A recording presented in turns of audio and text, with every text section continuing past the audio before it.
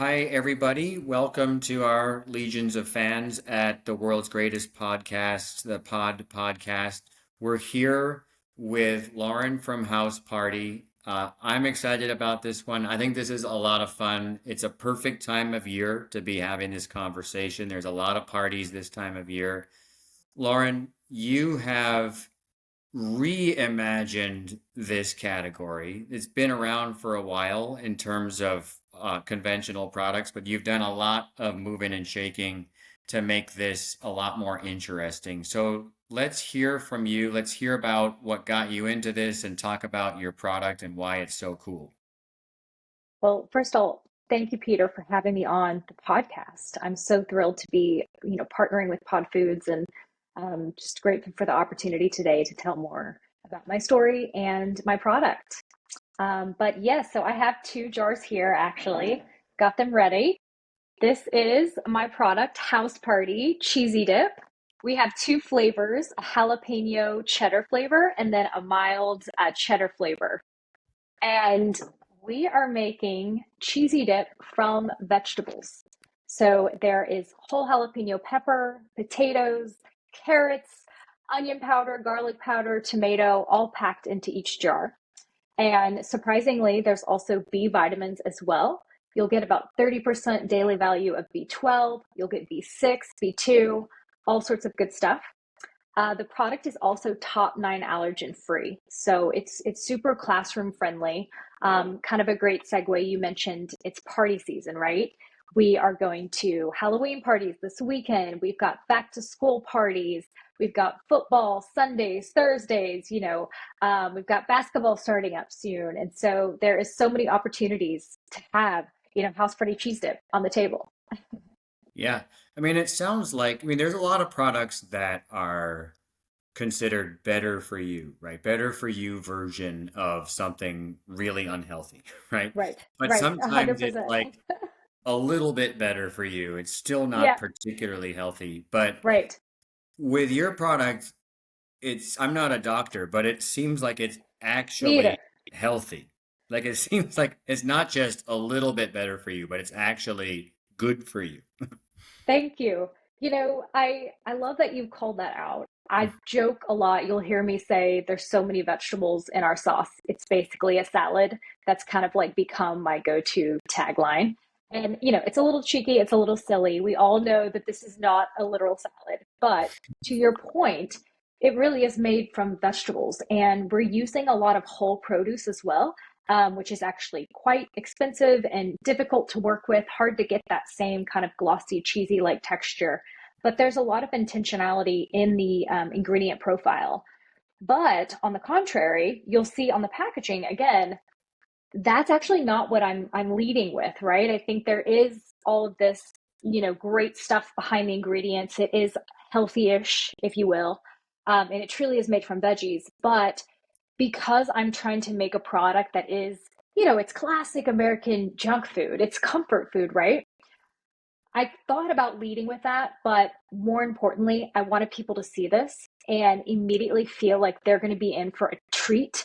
They're going to understand what it is that I'm doing, and it's going to look fun, right? And so leading with taste and fun, and then if you turn it and you read about what's in it and you read the label, yes, you can see all of the good, nutrient density behind the product, but I really wanted to lead with the fun sort of branding and having a product that looked like it was going to be super, super yummy.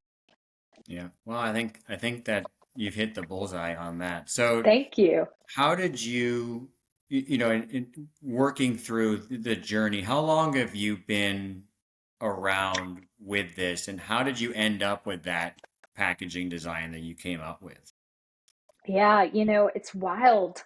I have been working on this now for, I guess it's been about 5 years all in. I started out kind of dipping my toes in. I was working in my former career.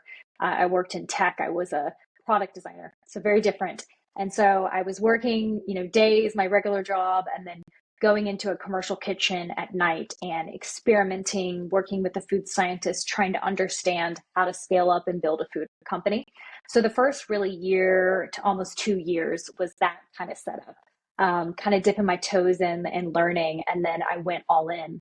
And it's been a wild ride. Just getting into these jars was a multi-year effort, believe it or not. My dream was always to be in the classic, I call this like a classic queso jar.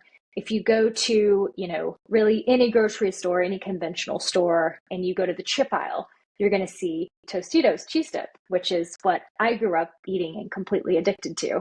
And they're in a 16-ounce wide mouth jar. And they're perfect for, taking the lid off and dipping a chip right into it, perfect for parties.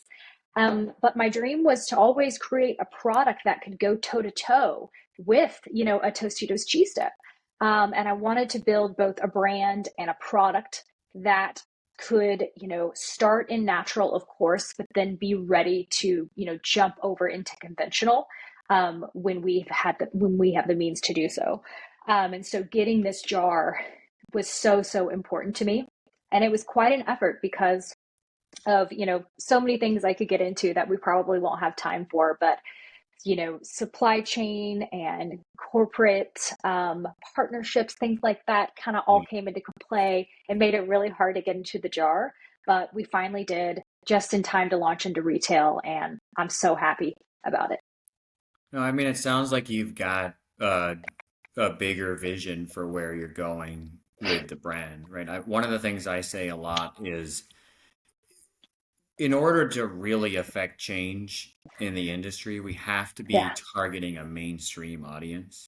I We can't completely agree. just be selling great food to 1% of the population, right? We've got to be able to make it available to the mainstream. And if Absolutely. you're building your brand from day one with a vision of becoming conventional and being not in terms of quality, but becoming Right. conventional in terms of availability, then you're working backwards from that goal from day one.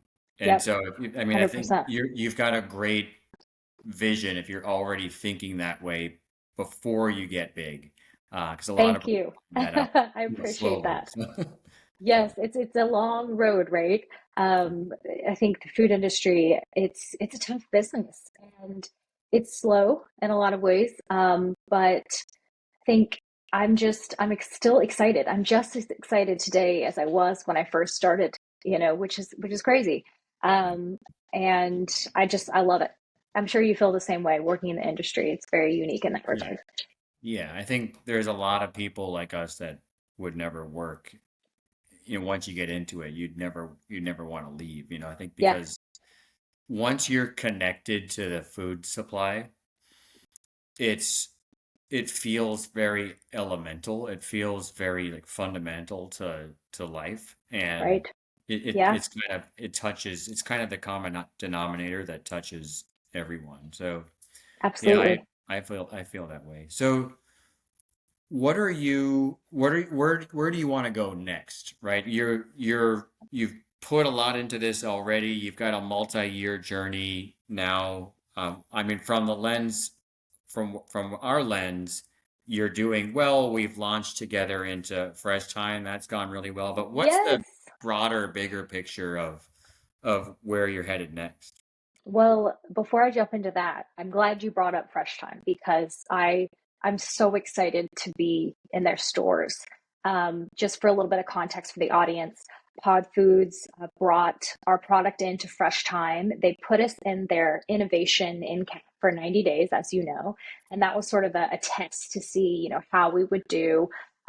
Would Fresh Time customers want this product? Is it resonating? Is it working?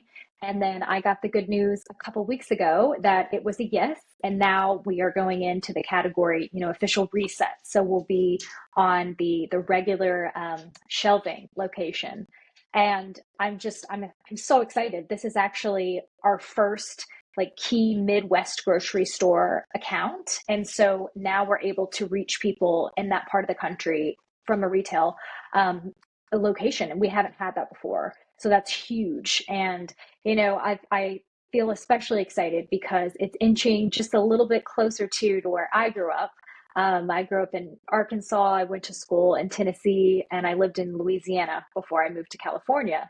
And so, getting to the South and the Midwest, Yeah. that personally is super exciting for me as well. but you guys have been so awesome to work with and get our products on shelves in fresh time. And on that note, you asked where I kind of see the company going.